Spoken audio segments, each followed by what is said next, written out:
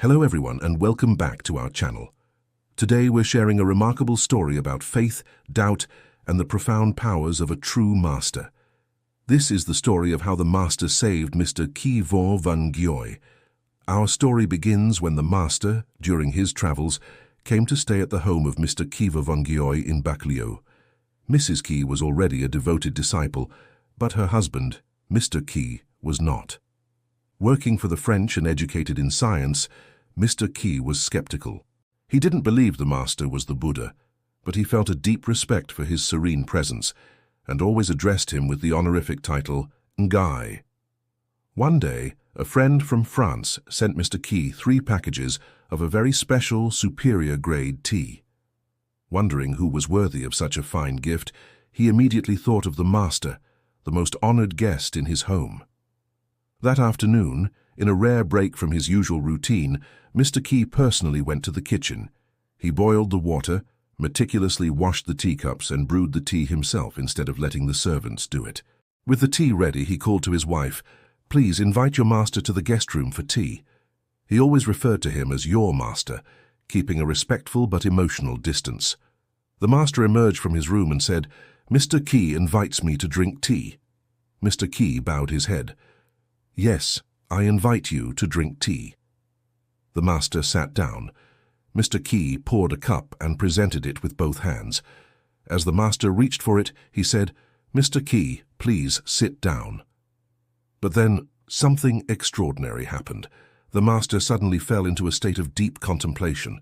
Then he took the cup of freshly brewed tea and, without a word, tossed its contents out into the yard. Mr. Ki was stunned. He stood there, completely baffled. What had he done wrong? Why would the master throw away the tea he had so carefully prepared? He was frozen in confusion. Seeing his bewilderment, the master spoke gently. "Mr. Ki, you must be feeling uncomfortable with my action. I didn't drink your tea but threw it away. You see, about 1,000 meters from here, a fuel depot is burning fiercely. Thanks to your cup of tea, I was able to use it just in time to extinguish the flames." Mr. Ki's skepticism immediately flared up. 1,000 meters away, a depot fire, extinguished with a single tiny cup of tea? As a man of science, this was impossible. It defied all logic and reason. He stood there, speechless, not knowing how to respond. The master, understanding his inner turmoil, said, "I know it is difficult for you to believe my words. Let's go. Get your car. I will direct you, and when you see for yourself what has happened, your questions will be answered." Left with no other choice, Mr. Ki went to get his car. The master got in and directed him to drive towards a nearby bridge. As they approached, Mr. Ki had to stop. A large crowd had gathered, blocking the way. When the local people saw Mr. Ki's car, they rushed over, surprised. "Mr. Ki, how did you know about the fire so quickly?" they asked. It took a moment for the chatter to die down. Mr. Ki asked what had happened. A man explained, "This afternoon, under the scorching sun, the fuel depot just suddenly burst into flames. It was terrifying. There are over 20,000 liters of fuel in there. The fire was shooting high into the sky. We thought all the houses around here would be destroyed. We were helpless." Another person chimed in. Then the strangest thing happened. Dark clouds gathered out of nowhere, and a heavy downpour started, but only over the fire. It put the flames out instantly, but here's the truly bizarre part.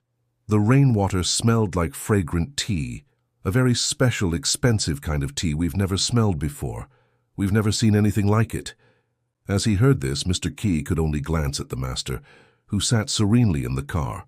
In that moment, a profound shift happened within him. He asked if there was any damage.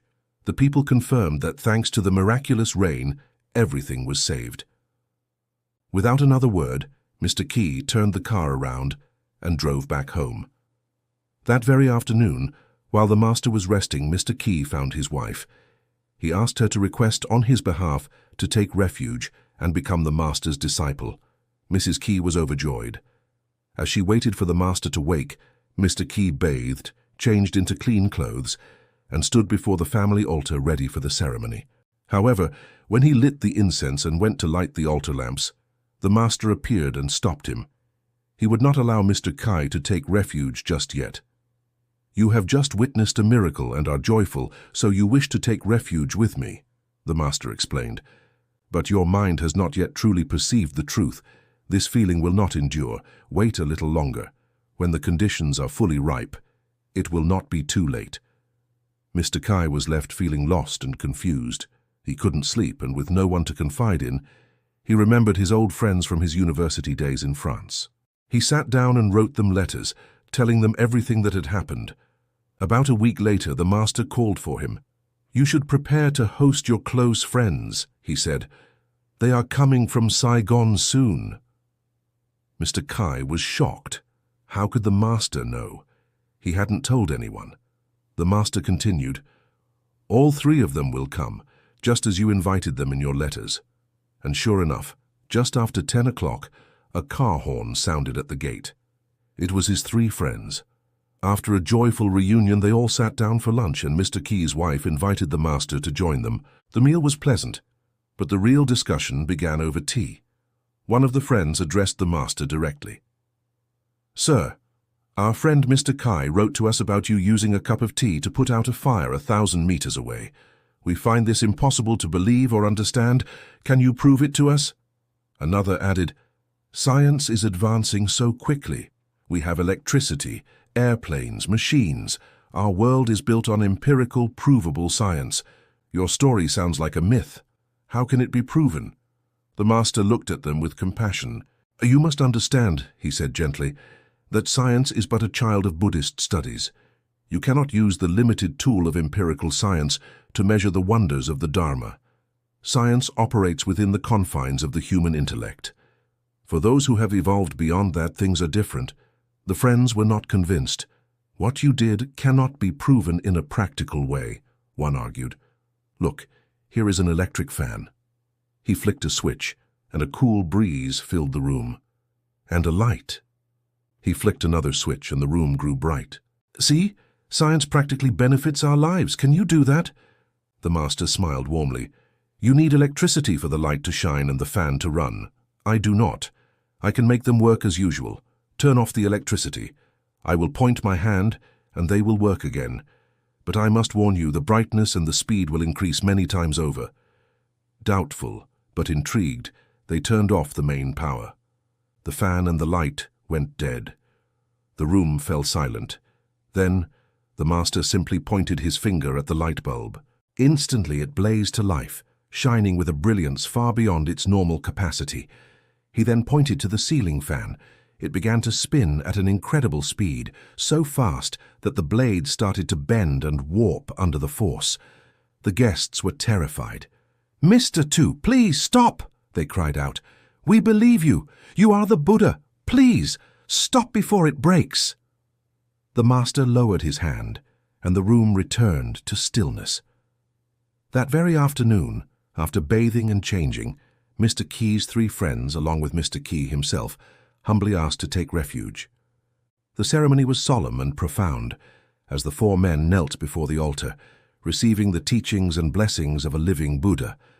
On that day, the master also bestowed a poem about the electric fan, observing how science creates convenience, but also dependence, and how without power we return to simple means.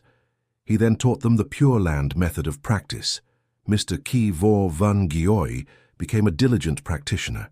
He was always chanting, often wearing his robe, and spending his time in quiet recitation. Years passed.